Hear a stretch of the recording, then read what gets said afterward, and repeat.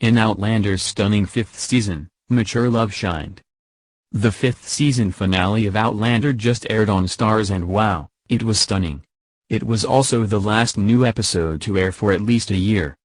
This article contains spoilers and graphic content. The fifth season finale of Outlander just aired on Starz and wow, it was stunning. It was also the last new episode to air for at least a year, according to predictions. According to lead actor Sam Hugin's Twitter, the Outlander crew hasn't even started filming season 6, although the show has been contracted to do a 7th season as well. So now we head into what hardcore fans call the Droughtlander, our long wait for a new season.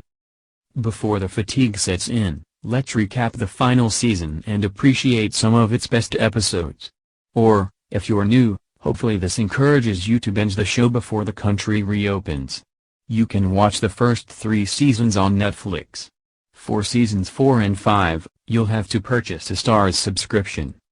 Season 5 moves slower, showing depth of character. As I get older, some things get more complicated, while other things simplify. The same is true in Outlander's season 5, and in the main characters, Jamie and Claire. The first few seasons were chock full of huge battles, steamy sex scenes, mind-boggling time travel, and we can't go back from here arguments. In comparison, season 5 is more of a slow burn in all the major themes for which Outlander is known, from sex and relationships to politics and war. In a sense, it's the calm before the storm. That doesn't mean it's not interesting, but if you're just sitting down to watch season 5, it may feel a bit slower than others. Still, what it might feel like it lacks in pace, Outlander makes up for in character development. We see Roger and Brianna make a formal commitment to one another in a beautiful marriage ceremony. Young Ian returns from living with a Native American tribe, an entirely different, mature man. That's one of the season's mysteries, what happened to Ian that makes him feel at first suicidal, then wishing to go back in time like Claire. The best character development, I think, is Jamie and Claire both individually and as a couple. They're older now, and grandparents to Brianna and Roger's boy, Jemmy.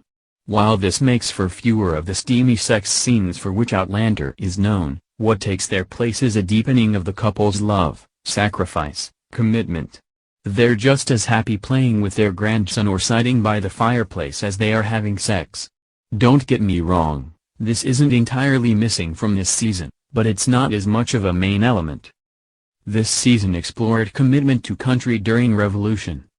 Season 5 ends just before 1776 arrives, which should occur in Season 6. At the beginning of Season 5, Jamie explains to his fellow settlers on Fraser's Ridge, which are mostly Scots settling in North Carolina, that he will require their loyalty at some point both as Scotsmen and Americans.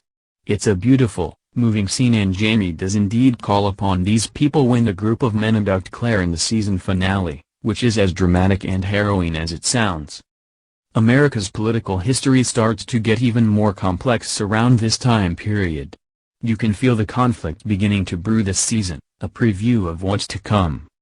Grappling with the ethical questions of time travel. Part of the charm, and sometimes confusion, of Outlander is that Claire has traveled backward in time about 200 years. This often raises ethical questions. If you knew America was going to win the battle for independence, but at great cost, would you do something to prevent loss of life? If you knew how and approximately when your husband, the love of your life, was going to die, would you try to stop it? Could you? Claire faces all of these at some point, and it really does provide some of the conflict that makes these episodes so interesting, even the slower-paced ones. While she does try to create life-saving medicine, penicillin, she seems to have made peace with the fact that they are unable to stop large, world-changing events. Knowing war is coming and neither Jamie nor Claire can stop it ensures they appreciate the time they have together and use it to prepare for war. These questions on screen tend to make the audience reflect on the same difficult, ethical questions. What would you really change if you could? If you changed those things, would you have what you really wanted or deserved? If you changed one big thing about the future, would you have to give up something valuable from your current life in order to do so? These are all fascinating philosophical questions Outlander raises but doesn't necessarily answer. sacrifice and maturity are prevalent themes. Time and again in this story, Jamie and Claire find themselves in situations where they are harmed, someone they love is harmed, or they face great danger. Rather than become bitter, both characters learn from adversity and become stronger people and a more unified couple despite rape, imprisonment, death of loved ones, illness, war, PTSD, and so on. Outlander's exploration of characters handling adversity, like many great popular series, is what makes some episodes difficult to watch but also binge-worthy. Even after Claire is brutally raped, she doesn't appear bitter, but simply grateful for every day of peace in America with the people she loves. It's an enduring, satisfying message of hope, just as America was about to change forever through its own violent rebirth.